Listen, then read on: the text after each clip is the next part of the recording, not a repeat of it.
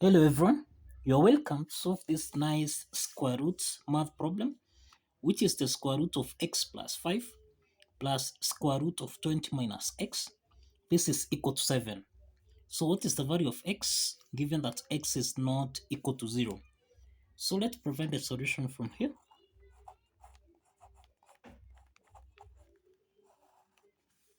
Now we have the square root of x plus 5 plus the square root of 20 subtract x. This is equal to 7. The first step to do here is to square both sides,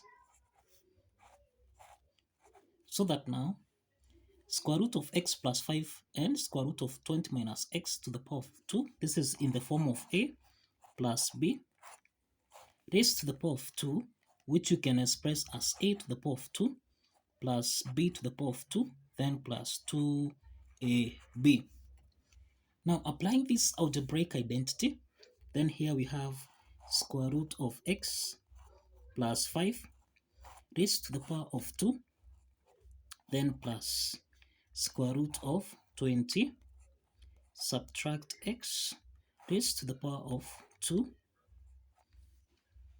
then plus 2 multiplied by square root of x plus 5 multiplied by square root of 20 minus x cross the parentheses. This is equal to 7 squared, which is equal to 49. Now, the next step is we can eliminate the square root sign here, so that now here we have x plus 5, then plus, again we can eliminate the square root sign here, so that we have 20 subtract x, then plus 2 multiplied by, here we have square root of x plus 5 multiplied by square root of 20 subtract x cross the parentheses. This is equal to 49. The next step is that we have x minus x here simplifies, and then we have 20 plus 5, this is equal to 25, plus 2. Now into the parentheses, we realize that square root of x plus 5 times square root of 20 minus x, this is actually in the form of square root of a multiplied by square root of b, which you can express as square root of a times b.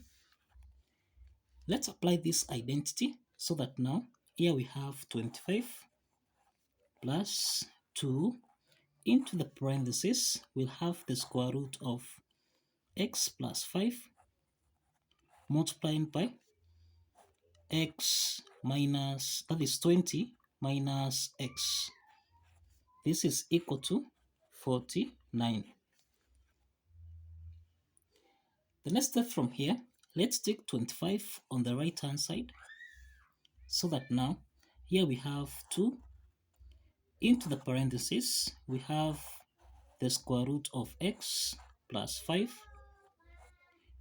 multiplied by 20 minus x.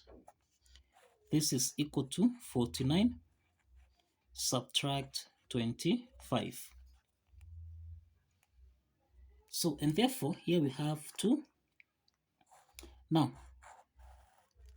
x times 20, this is 20x, then x times minus x, this is minus x to the power of 2, then we have 5 times 20, this is plus 100, then 5 times minus x, this is minus 5x, cross the parentheses here, this is 49 minus 25, this is equal to 24. The next step is again, is we have 2 into the parentheses, this is equal to 20x minus 5x, this is equal to 15x, subtract x to the power of 2, then plus 100, cross the parentheses here, this is equal to 24. Now the next step is to square both sides, so that now 2 times square root of 15x minus x squared plus 100 to the power of 2. This is in the form of a times b raised to the power of n, which we can express as a to the power of n times b to the power of n. Applying this exponent property, then here we have 2 squared, which is equal to 4. Then we have square root of 15x minus x squared plus 100 raised to the power of 2. This is equal to 24 squared, and this is equal to 576. The next step from here, let's eliminate the square root sign here so that we have 4 multiplied by 15x, subtract x to the power of 2 plus 100. This is equal to 576. So 4 times 15x, this is equal to 60x, minus 4 times x squared, this is minus 4x to the power of 2, then plus 4 times 100, this is 400, this is equal to 576. The next step is still 576 on the left hand side, so that now here we have 60x, subtract 4x to the power of 2 plus 400 minus 576. This is equal to 0. Now, here we have 60x minus 4x to the power of 2. Then 400 minus 576. This is equal to minus 176. This is equal to 0. The next step from here, we can rearrange this equation, and then we have minus 4x to the power of 2 plus 60x subtract 176. This is equal to 0. The next step is let's divide both signs by minus 4, so that now we have minus 4x to the power of 2 divided by minus 4. This gives us x to the power of 2. Then plus 60x divided by minus 4. This gives us minus 15x. Then minus 176 divided by minus 4. This is plus 44. This is equal to 0. So this is a quadratic equation of the form ax squared plus bx plus c. This is equal to 0. From this quadratic equation, we have that a is equal to 1, b is equal to minus 15, and that c is equal to 44. So we can solve this quadratic equation by factorization method, such that now the product is equal to 44. The sum here is equal to minus 15. So let's identify two factors. If you multiply those two factors, you should get a value of 44. If you sum those two factors, you should get a value of minus 15. So these two factors is minus 11 and minus 4. So we say minus 11 times minus 4, we have 44. If we say minus 11 plus minus 4, we have minus 15. So these two factors satisfies this. So let's substitute these two factors. We have x squared minus 11x subtract 4x plus 44. This is equal to 0. Now, we have two parts here. Within these two parts, the first part here, x is common here, so we can factor out x so that we have x minus 11, then subtract. Now here we have 4 is common here, so we can factor out 4 into the parentheses. Here we have x minus 11. This is equal to 0. Now, since x minus 11 is common, we can factor out x minus 11. And now, what we are left out with is x minus 4. So we have x minus 4. This is equal to 0. So we have two parts here. The first part is x minus 11. This is equal to 0. The second part is x minus 4. This is equal to 0.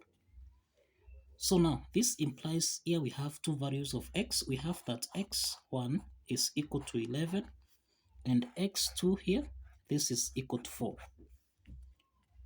So the next step from here is to verify that these two values of x here satisfies the equation. If you recall,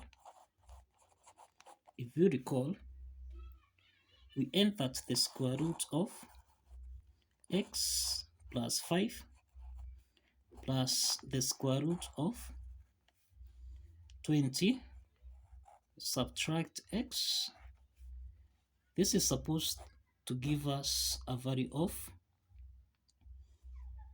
7. So let's substitute the first value of x here. X1 is 11. So let's substitute 11. We have the square root of 11 plus 5, then plus the square root of 20, subtract 11. This should give us a value of 7.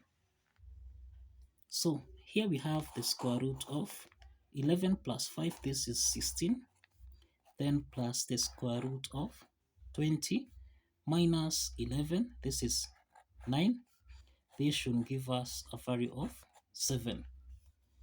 Now, square root of 16, this is 4, plus square root of 9, this is 3. This should give us a value of 7. 4 plus 3, this is equal to 7, and this is equal to 7. So the left hand side is equal to the right hand side. And this proves that x1 satisfies the equation. Let's check x2. Let's substitute x2 here so that we have the square root of x2 is 4. So we have 4 plus 5, then plus square root of 20, subtract 4. This should give us a value of 7. So here we have the square root of 5 plus 4, this is 9, square root of 9, then plus square root of 20 minus 4, this is the square root of 16. This should give us a value of 7. Now, square root of 9, this is equal to 3, then plus square root of 16, this is equal to 4, and this should be equal to 7. So this implies that 4 plus 3, this is equal to 7, and this is equal to 7. So this means that the left hand side is equal to the right hand side, and this proves that x2 also satisfies the equation. So both x1 and x2 satisfies the equation. So kindly follow the steps, like this video, and kindly subscribe. Please like this video and subscribe. See you in the next video. Bye bye for now.